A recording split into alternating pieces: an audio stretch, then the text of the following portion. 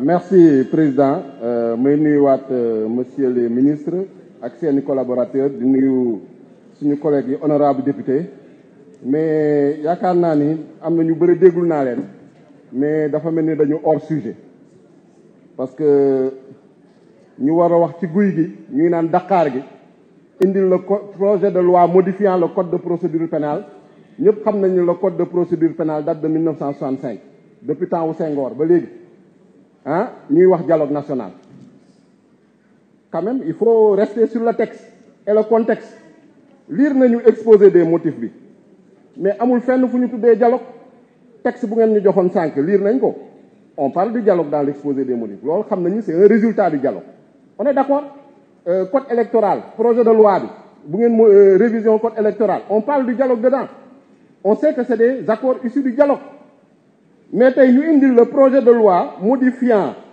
le code de procédure pénale ngay yéeg fii di wax dialogue exposé des motifs waxu ci ban commission dialogue moo proposé ce projet de loi créant le pôle judiciaire financier alors qu'on a tous entendu monsieur le ministre de la Justice garde des Sceaux dire en commission que ce projet de loi date de 2017 il faut arrêter l'escroquerie intellectuelle il faut arrêter le faux et usage de faux bu ngeen di def soo leen comprendre lu ñu bind ngeen wax ko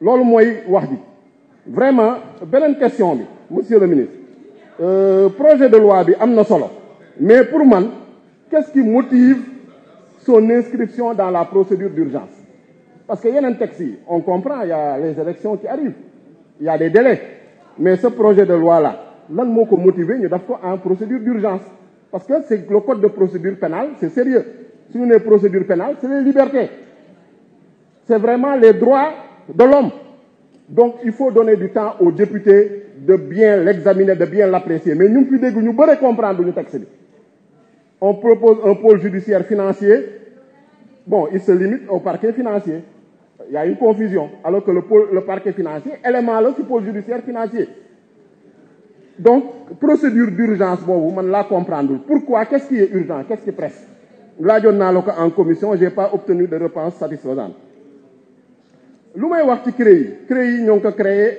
en 1981 en 1981 mu commencé dox tuuti ba 83 ñu arrêté président Ablaye Wade am na ko wax sama collègue wax na ko sànq Oumar Sy bu mu ñëwee il n'a pas fait recours à la CREI parce que xamoon na ay limitam xamoon na inadaptation par rapport aux standards des droits de l'homme l'absence de double degré de juridiction on parle également du renversement de la charge de la preuve donc le CREI garantirul woon le droit à un procès équitable les pouvoirs exorbitants dévolus au procureur spécial de la CREI donc ça a posé problème ay limites la yoo xam ne mu ngi ci mais ñu bëri dañoo jàpp ni CREI mooy problème c'est vrai CREI a des limites mais le principal problème c'est l'instrumentalisation l'ingérence et les instructions de l'exécutif ñu ñuy jox pouvoir judiciaire yi pour traquer les opposants te loolu ba léegi dañu fi c'est ce qu'on voit on l'a vu hier avec Khalifa Sall on l'a vu avec Karim Wade aujourd'hui on le voit avec Ousmane Sonko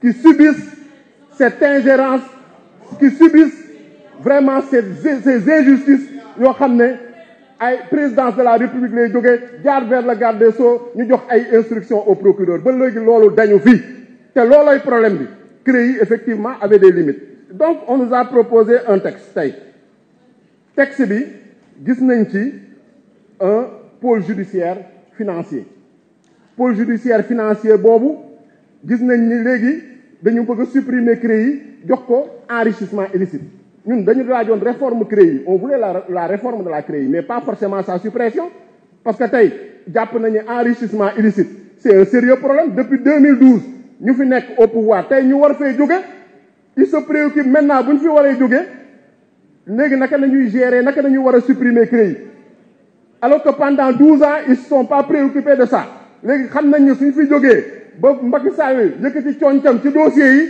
CREI ci seen kaw lay dal parce que on a vu étalage insolent de richesse bu ñuy def bien yoo xam ne kenn mënu koy justifier des fonctionnaires milliardaires des députés milliardaires des ministres milliardaires c'est pas possible donc il faut en tout cas qu'on applique la justice à ces gens-là et on l'appliquera, Inch'Allah, président Ousmane Sonko signé en 2024. Je vous remercie.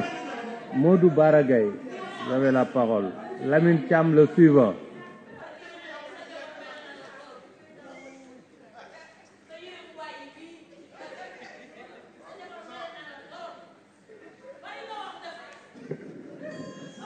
Monsieur le Président, Monsieur le Ministre, honorables députés, chers collègues,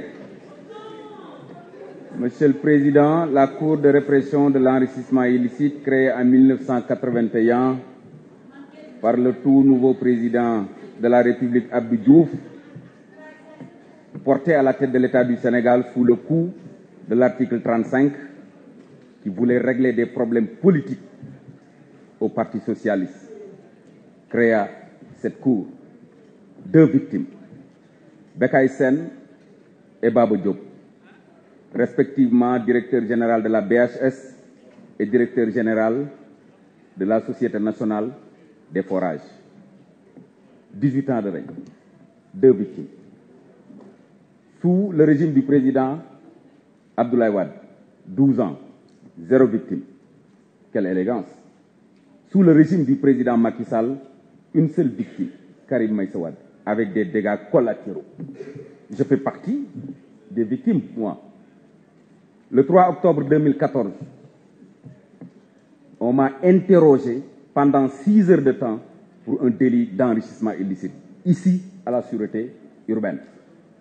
C'est une banale affaire d'une erreur d'état civil. Juste pour vous montrer l'erreur qui a été cours de répression de l'enrichissement illicite. Et pourtant, le président Abdoulaye Wade, ses collaborateurs, notamment son directeur de cabinet, Habib Sy, lui avait rappelé effectivement en 2011 la CREI, parce qu'il lui avait demandé de la lui rappeler. Wade n'a pas voulu supprimer. Certains ont épilogué à travers la presse en disant que Wade avait même oublié. 2 ans après la perte du pouvoir, il a dit qu'il n'avait pas oublié, mais qu'il ne voulait pas donner l'impression qu'il voulait protéger les gens. Nous qui avons subi les affres de cette loi scélérate, notre cœur pleure aujourd'hui, notre cœur saigne, contrairement à ceux qui jubilent. Nous sommes 165 députés. Personne n'a fait l'objet de poursuites d'enrichissement illicite, sauf Baragay. Mon cœur saigne aujourd'hui. J'ai mal, parce que je me dis, tout ça pour ça. Au nom de quoi cette loi scélérate, avec cette démocratie sénégalaise, nous voulons implémenter, top ci ay nit, tas ci ay kër, yak ci ay nit, yak ci ay famille. Aujourd'hui, oui, nous sommes d'accord pour la suppression quand même de cette cour antidémocratique qui dit que sunu justice. C'est extrêmement important.